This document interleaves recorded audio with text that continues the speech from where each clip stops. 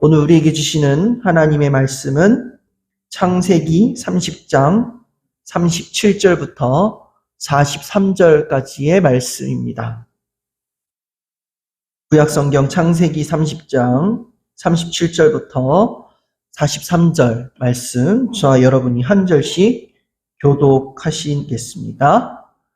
야곱이 버드나무와 살구나무와 신풍나무의 푸른 가지를 가져다가 그것들의 껍질을 벗겨 흰 무늬를 내고 그 껍질 벗긴 가지를 양떼가 와서 먹는 개천의 물 구유에 세워 양떼를 향하게 하매 그때가 물을 먹으러 올 때에 새끼를 베니 가지 앞에서 새끼를 뱀으로 얼룩얼룩한 것과 점이 있고 아롱진 것을 낳은지라.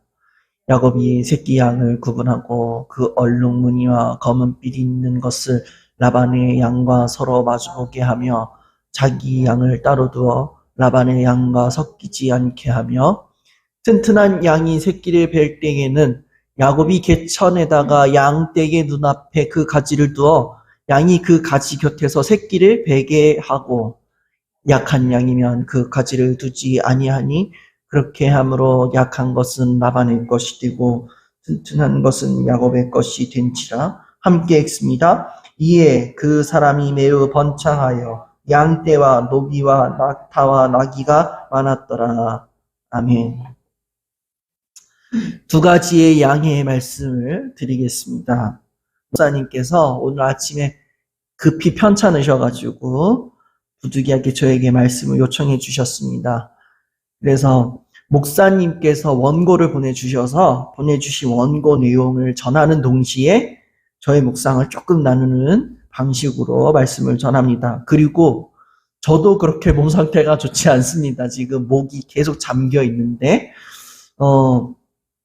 목소리가 잠겨 있어서 듣기는 좀 불편하시겠지만 너그러운 마음으로 긍휼한 마음으로 기도해 주시고 들어주시고 또 목사님께서 회복하실 수 있도록 또 기도해 주시기를 부탁드립니다.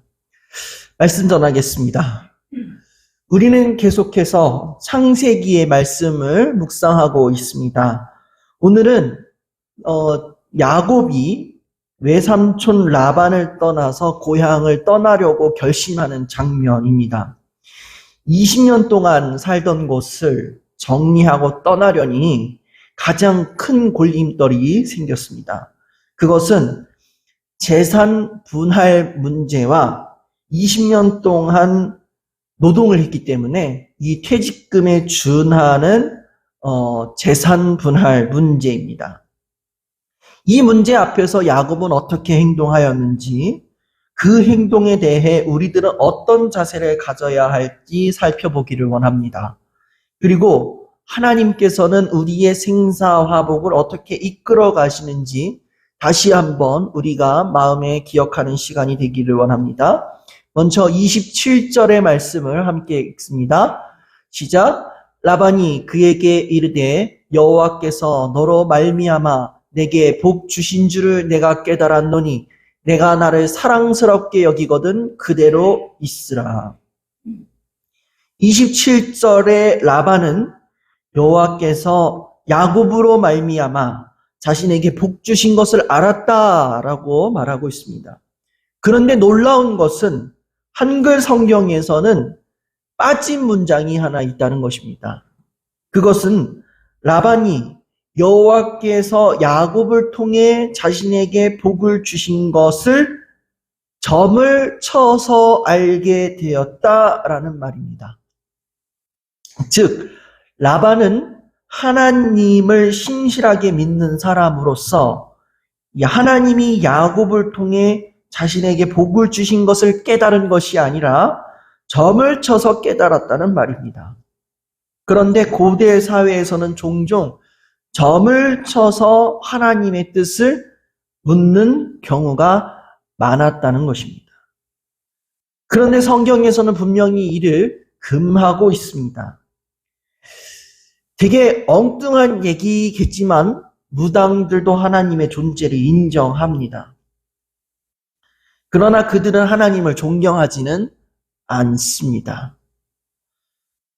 저희 집에 옛날에 앞집에 어, 무당이 살았습니다.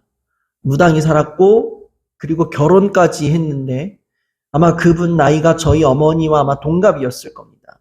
아이가 한창 갓난아이였을 때인데, 그 아이가 갓난아이였을 때인데, 그 무당 되시는 무당이 저희 어머니에게 전화해서, 누구 엄마야, 수용 엄마야, 우리 애기 좀 데리고 교회에 가주지 않으련? 이러는 거예요. 그래서 이제 저희 엄마가 그래 내가 너 얘기 교회 데려갈게. 내가 너 얘기 교회에 있는 동안 내가 돌봐줄게. 그리고 나서 이어지는 저희 어머니의 멘트는 어 당연히 아시겠죠. 전도의 의도로 이 말을 했겠죠. 내가 너 애기 교회 데려갈 텐데 너도 교회에 와야 되지 않겠어? 이러신 겁니다. 근데 이 무당이 어떻게 반응을 했을까요? 교회에 갔을까요? 안 갔을까요? 교회에 오지 않았습니다. 나는 여기 우리 조상신이 계시는 이 자리 지켜야 돼 하면서 주일에 아기만 교회에 보내고 본인은 교회에 오지 않았다는 겁니다. 아마 이 무당도 알고 있을 겁니다. 아이가 교회에 갔을 때 얼마나 마음이 평안해지고 좋아져 보이고, 교회에 갔다 왔을 때 그 아이가 얼마나 웃었으면은 이 무당이 교회에 보내는 걸 좋다고 생각했을까? 이러한 생각을 하게 됩니다. 마가복음 말씀에 보면은 예수님이 귀신 들린 사람들을 치료해주는 장면이 나옵니다. 거기에서 귀신들이 뭐라고 얘기합니까?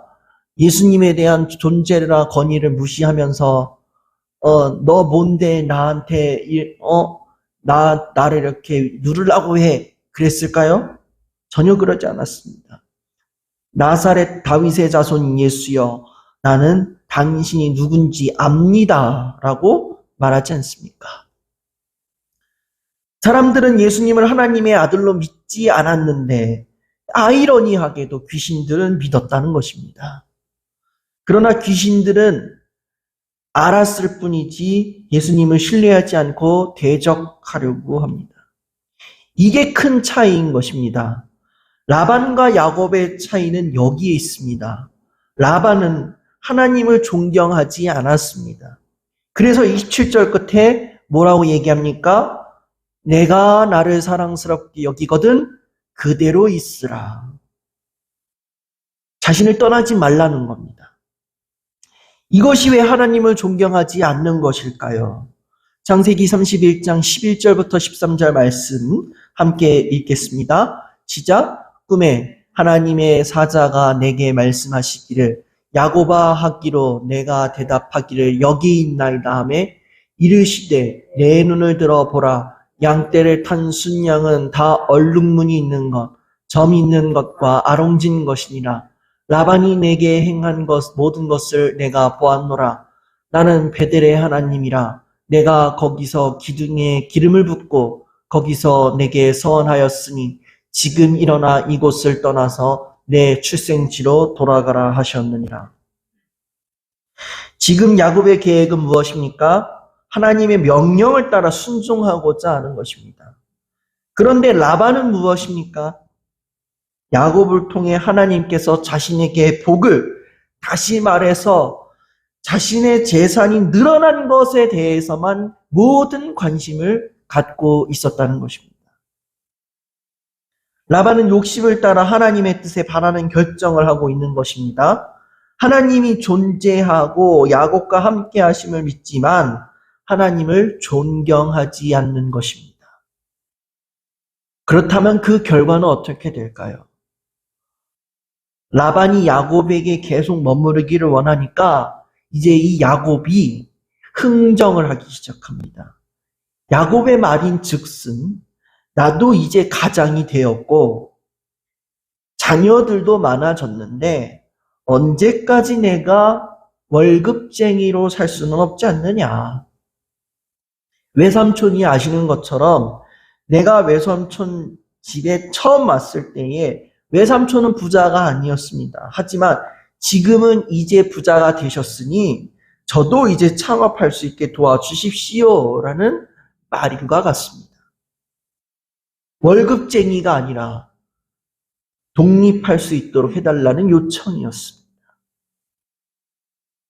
그러자 라반은 야곱에게 그러면 어떻게 창업을 시켜주겠냐고 물어봤고, 야곱은 여기에서 지혜롭게 말합니다.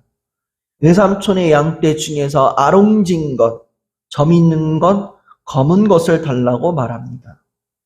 염소 중에서도 점이 있고 아롱진 것을 달라고 말합니다. 이 말은 무슨 말일까요? 사진을 보시면 이렇습니다. 야곱이 선택한 이 색깔, 검은 양과 잡색 염소는 일반적으로 양떼에서 매우 적은 비율을 차지했다고 합니다.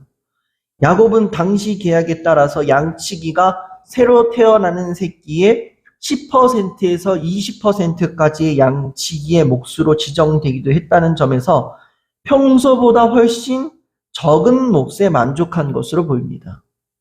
오늘날 베두인 연구에 따르면 10%가 일반적이라고 말합니다.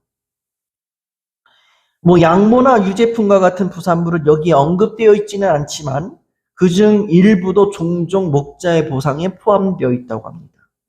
그리고 지금도 그렇지만 당시에는 점이 있는 것, 아롱진 것, 독특한 무늬가 있는 것으로 상품의 가치가 떨어지는 것이라고 볼 수 있습니다.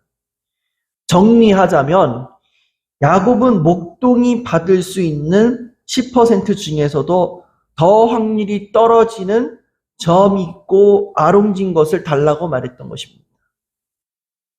그리고 그 양들은 상품의 가치가 떨어지는 매우 손해보는 장사인 것입니다. 라반의 입장에서는 이게 웬 떡이냐 할 것입니다. 젊은 사람들 용어 좀 써볼까요? 개이득이라고 말할 수도 있는 것이죠. 마치 20년 전에 라헬을 위해서 일꾼이 되겠다고 제안했던 모습보다 더 어리석게 행동하는 것처럼 보일 수 있습니다. 그래서 라반은 야곱의 제안을 받아들이고 가축이 서로 섞이면 안 되니까 야곱이 가진 가축들과 3일 걸리는 거리로 떨어져서 살게 됩니다. 그리고 야곱은 그 날로부터 가축들을 돌볼 때 이렇게 행동을 했다고 합니다. 37절부터 43절 말씀 함께 읽습니다. 시작! 야곱이 버드나무와 살구나무와 신풍나무의 푸른 가지를 가져다가 그것들의 껍질을 벗겨 흰 무늬를 내고 그 껍질을 벗긴 가지를 양떼가 와서 먹는 개천의 물 구유에 세워 양떼를 향하게 하매 그 떼가 물을 먹으러 올 때에 새끼를 베니 가지 앞에서 새끼를 뱀으로 얼룩얼룩한 것과 점이 있고 아롱진 것을 낳은지라.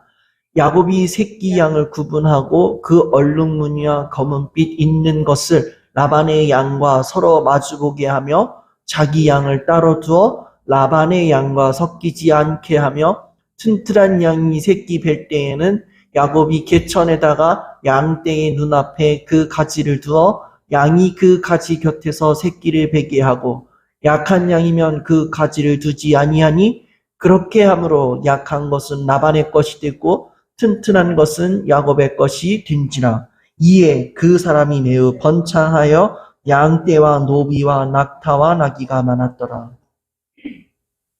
일단 두 가지의 행동으로 분석할 수 있습니다. 야곱은 나무들을 가지고 유전공학적으로 자신의 양떼가 많아지도록 행동을 했습니다.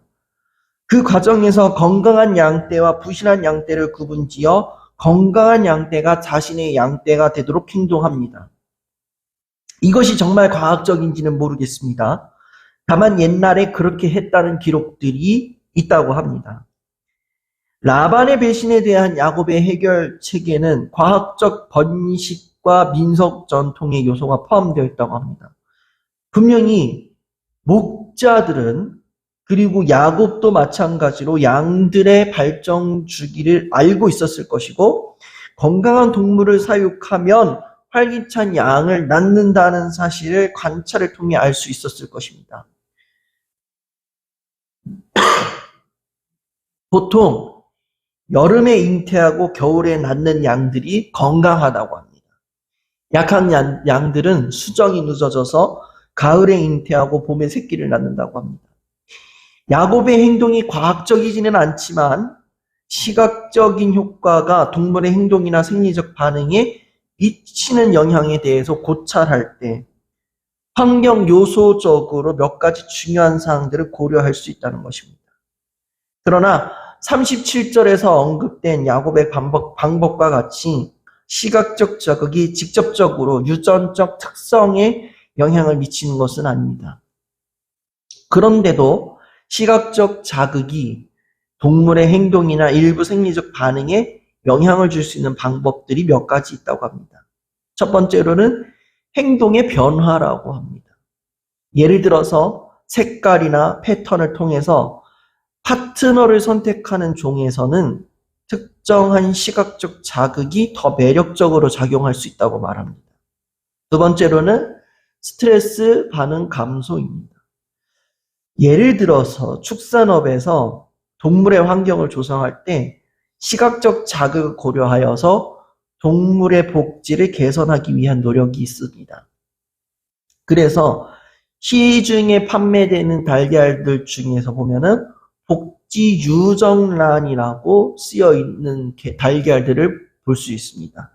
이게 스트레스를 받지 않으면서 닭이 알을 낳았다는 의미에서 붙여진 거라고 합니다.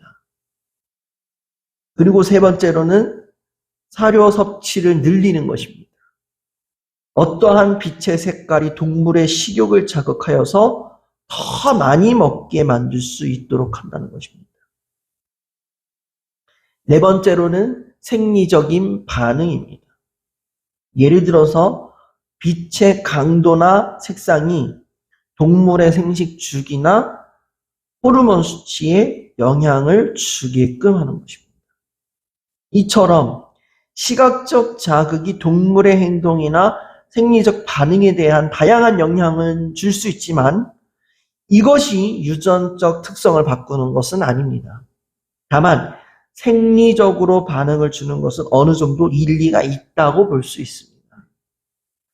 그런데 중요한 것은 지금부터입니다.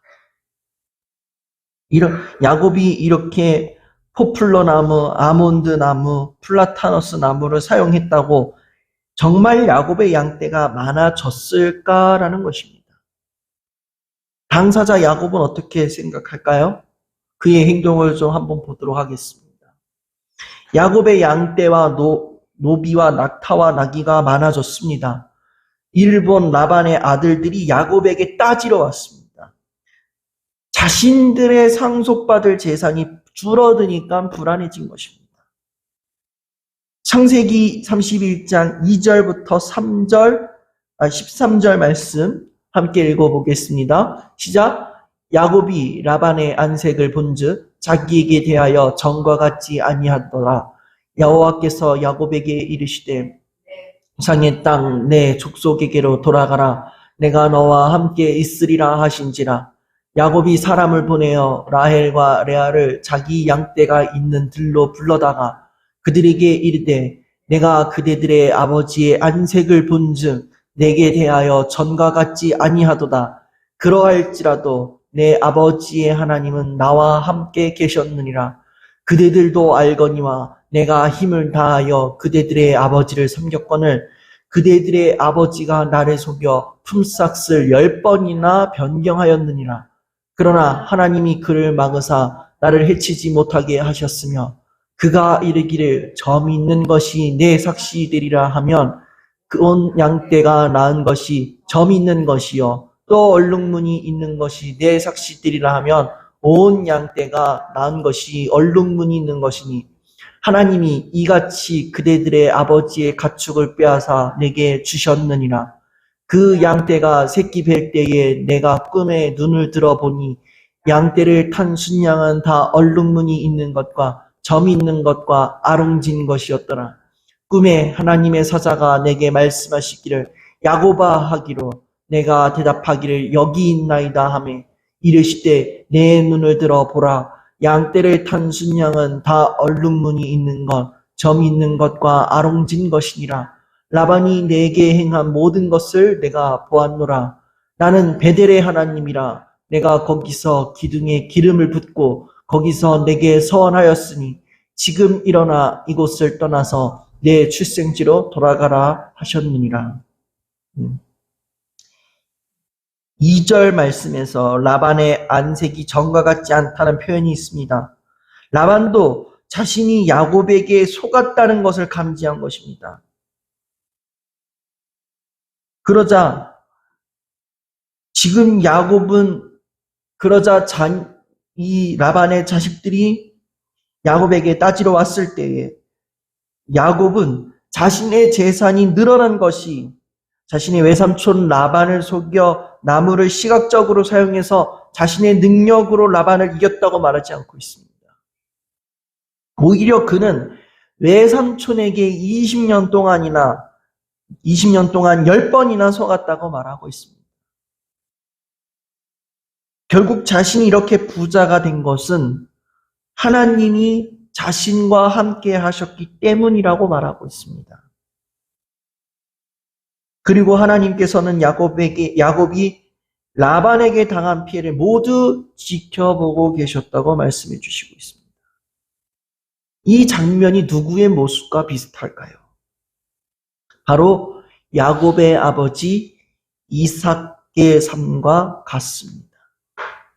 창세기 26장에서 블레셋 왕 아비멜렉의 종들이 이삭을 괴롭히고 재산에 손해를 입힐 때에 이삭을 보호하시고 도와주셨던 그 하나님을 기억합니다. 그리고 하나님을 믿지 않았던 아비멜렉과 사람들이 이삭과 함께 하시는 하나님을 보고 그들이 자신들의 잘못을 시인하고 이삭에게 미안하다라고 합니다. 사랑하는 여러분, 세상을 살다 보면 우리가 그리스도인이라고 해서 얼마나 손해보고 양보해야 하는 경우가 많이 있습니까? 그럴 때 우리들이 하나님을 의지하지 않았을 때에는 화도 나고 신경질도 나고 인간적인 방법으로 우리를 괴롭히는 사람들에게 얼마나 복수하고자 노력했습니까? 한번 강의를 나갈 때쯤이었는데 강의를 준비하는 가운데에 이제 교자재를 챙기러 가야 되는 경우가 있었습니다. 교자재를 챙기러 가는데 어떤 분이 저한테 연락 와가지고 그러시는 거예요. 그 강사님께서 선생님 내 것도 챙겨주세요. 이러는 거예요. 그러면서 그 선생님 뭐 시간이 안 되시는 건가요? 아니 나는 집이 멀고 그리고 거기 가면은 이미 반나절이 시간이 훅 가서 거기 못 갈 것 같아요. 선생님이 챙겨주세요. 그 이야기를 듣는데 내가 내 것 찾으러 가는 거지만 굉장히 손해보는 장사를 당하는 것 같다는 느낌이 들었습니다. 마음 같아서는 전화 면전에다가 너가 갖고 가라. 왜 날 시키냐? 다음에 내가 부탁할 때 너 내 부탁 들어줄 거냐? 들어주지도 않을 거면서 뭘 그렇게 나한테 요구하는 게 맞냐? 이렇게 막 따지고 싶었습니다. 그러나 하나님의 방법은 그렇지 않다는 것입니다. 로마서 12장 19절 말씀 함께 읽습니다. 내 사랑하는 자들아 너희가 친히 원수를 갚지 말고 하나님의 진노하심에 맡기라. 기록되었을 때 원수 갚는 것이 내게 있으니 내가 갚으리라고 주께서 말씀하시니라. 결국 하나님은 다 지켜보고 계셨습니다. 라반이 야곱을 20년 동안 10번이나 괴롭혔던 그 모든 사실을 기억하시고 그 값을 야곱에게 주셨습니다. 라반도 본인 입으로 야곱과 함께 하셨던 하나님이 야곱과 자신에게 복을 주셨다고 말했음에도 불구하고 라반은 하나님을 신뢰하지 않던 사람이었기 때문에 오로지 그는 자기 재산을 불리는 데에만 급급했습니다. 모든 관심이 거기에 있었습니다. 하지만 야곱은 달랐습니다. 자신이 어려운 일을 당할 때 그 어려움을 해결해 주실 분은 하나님이심을 오늘 말씀에서 이제야 고백을 합니다. 우리가 살다 보면 우리의 힘으로 안 될 때가 얼마나 많습니까? 저도 오늘 하루 종일 이 샤인 커뮤니티 예배를 준비하면서 정말 내 힘으로 도저히 안 될 때가 안 되는구나라는 것을 지금도 체감하고 있고, 그리고 이 예배 전에도 체감하고 오는 것 같습니다. 마음 같아서는 우리 샤인 커뮤니티 카카오 톡방에 있는 사람 12명을 다 머리채 붙잡고 끌고 오고 싶지만 그럴 수는 없지 않습니까? 안 온다고 해가지고 그들에게 어떠한 말도 할 수 없지 않습니까? 왜 오지 않느냐? 온다고 약속해놓고서 오지 않는 건 무슨 심보냐? 그러면서 복수도 할 수도 없고, 그리고 가끔가다 한 번씩 저에게 약간 뭔가 물건을 판매하려고 접근하시는 분들도 있어요. 그럴 때마다 너는 예배에 오지도 않으면서 나한테 맨날 물건을 팔아달라고 하고 있느냐? 그게 맞는 거냐 하면서 어쩔 때는 진짜 복수를 하고 싶고, 진짜 하나님 저 사람을 왜 여기 보내셨는지 도저히 이해가 안 됩니다 하면서 짜증을 낼 때도 있습니다. 그렇다고 그리고 그들 집이 사실 다 원금 각처에 흩어져 있습니다. 그렇다고 해가지고 제가 거금을 들여가지고 이곳 파주로 강제 이주를 시킬 수도 없는 노릇이고, 그들이 바쁘다고 했을 때 그들의 스케줄을 제가 일괄적으로 다 조정해가지고 뺏어 오라고 할 수도 없는 노릇이고, 저의 힘으로 도저히 할 수 없는 것들이 많이 있다는 것입니다.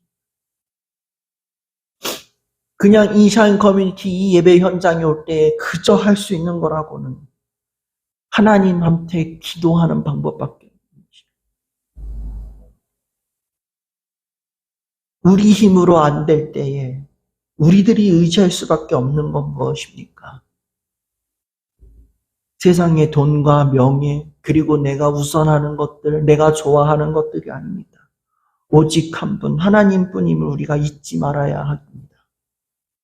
그러면서 내가 하나님 앞에 온전히 서 있는가, 경건한 모습으로 서 있는가, 자신을 돌아봐야 합니다. 왜냐하면 말씀에서 분명히 얘기하고 있는 게 있습니다. 우리가 기도해도 응답을 받지 못하는 이유는 어쩌면 우리의 죄 때문이라고 말하고 있습니다. 그리고 나 자신을 돌아봤을 때 하나님 앞에 죄 지은 것이 없다면, 나 경건한 삶을 살고 있는 상황에서도 기도 응답이 안 되고 어려움이 생긴다면 하나님의 크신 또 다른 계획, 하나님의 또 다른 뜻이 있음을 기억해야 합니다. 그리고 그 뜻이 이루어지면 우리의 기도가 응답되고 그 어려움이 사라짐을 잊지 말아야 합니다. 그래서 야고보서의 야고보는 이렇게 얘기합니다. 욥의 인내와 농부의 인내를 배우라. 이것이 야고보가 우리에게 권면하고 있는 것입니다. 목사님께서 이 원고를 보내주시면서 이렇게 묵상을 하는데 문득이 생각이 든 건 이겁니다. 제가 어쩌면은 이 자리에 있는 사람으로서 내가 하나님 앞에 지금 온전히 서 있지 못하기 때문에 내가 하나님과 나 사이에 가로막혀 있는 그 죄 때문에 내 기도가 행여 응답받지 못하고 있는 건 아닌지, 또 나의 경건하지 못한 그 모습 때문에 하나님의 뜻을 헤아리지 못하고 살아가고 있지는 않은지 돌아보게 됩니다. 가장 최근에 있었던 일입니다. 한 달 전에 제가 어떠한 친구를 만났는데 이 친구가 사정을 해가지고 만나자 그래서 약속을 잡았어요. 저도 이 전화로만 주고받았던 친구고, 그리고 이제 메시지 상으로 고민을 주고받았던 친구여가지고 그래 한번 사정을 해서 만나자 그랬는데 약속을 잡았어요. 그때 그날 5월 6일이었습니다. 5월 6일 수요일이었고, 그리고 개인적인 스케줄로는 그날 김창호 강사님을 뵈러 가기로 했었어요. 그렇게 약속을 정해놨는데 이 친구가 자꾸 만나자고 사정을 하길래 결국에는 강연에 가는 티켓을 취소하고 한 달 취소하고 이 약속을 잡았어요. 이 약속이 결정되는 순간 이 친구가 노골적으로 약간 다가오기 시작한 겁니다. 노골적인 멘트. 차마 여기 이 석상에서 말하기 어려울 정도로 굉장히 선정적이고 듣기 부끄러운 그런 멘트를 정말 하루에 메시지를 주고 받을 때마다 매 문장이 그렇게 이어진 겁니다. 순간 위기를 직감했습니다. 이건 아닌 것 같은데. 이 친구의 성향을 본 이 친구의 정체는 동성애자였고, 그리고 너무 노골적이어가지고 제 입장에서도 살짝 제 인생의 위기감을 느꼈습니다. 그래서 그 즉시 정말 하나님 살려주십시오라는 기도가 나왔습니다. 하나님, 이건 아닌 것 같습니다. 어쩜 좋을까요? 그러면서 한 달 동안에 그 문자를 싹 돌아봤는데 부끄럽게도 저도 그 친구의 비위를 맞춰주겠다고 맞장구 친 멘트들이 몇 개 있는 거예요. 그러면서 주님, 한 달 동안 제 생각이 짧았습니다. 정말로 생각이 짧았습니다. 나름대로 사람을 공부했던 사람이고 사람들 앞에서 사람을 가르쳤던 사람이라서 저는 제가 사람에 대해서 정말 잘 알고 나도 사람을 좀 잘 가려서 만난다고 자부했던 사람인데 주님, 너무 분별하지 못하고 만났습니다. 주님, 그리고 제가 저 사람이 저런 사람이라는 걸 이제 알았습니다. 이렇게 의도적으로 접근할 줄은 몰랐습니다. 주님, 제가 교만했습니다. 이러면서 계속 기도를 했던 거예요. 그리고 주님 죄송합니다 기도하면서 살려달라는 기도를 했어요. 그리고 나서 뒤에 했던 얘기는 이거였어요. 주님, 저 사람이 떨려나가게 해주시든 내가 떨려나가게 해주시든 둘 중 하나를 빨리 조치를 취해 주십시오. 그래야 제 마음이 좀 편할 것 같습니다. 이랬습니다. 그리고 5월 5일쯤에 저녁에 문자가 하나 옵니다. 못 만날 것 같아. 정말 다행이었습니다. 그 이야기를 듣고 나서 주님 너무 감사합니다. 라는 멘트가 나왔어요. 그리고 주님 이 방식으로 정리가 되게 해주시니 감사합니다. 앞으로는 좀 조심하면서 살겠습니다. 사람이 마냥 좋다고 생각하지 않겠습니다. 이 기도가 나와요. 그리고 나서 그 다음날 5월 6일에 환불했던 티켓을 다시 티켓팅을 해가지고 김창호 강사를 만났어요. 생각을 해봤습니다. 만약 그 사람을 만났다면은 오히려 그 뒤에 내 마음은 알 수 없는 죄책감에 더 휩싸였을 것이다라는 생각이 그 5월 6일 날 집에 오는데 너무나도 생각이 많이 들었어요.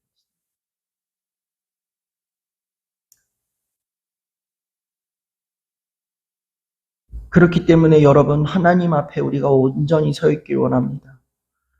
오늘 말씀의 제목처럼 하나님의 도우심, 그 도우심을 우리가 경험하길 원한다면 우리가 우리의 힘으로 도저히 안 될 때에, 그리고 우리의 힘으로 뭔가 제어할 수 없는 문제를 만났을 때에 하나님 앞에 온전히 서 있길 원합니다.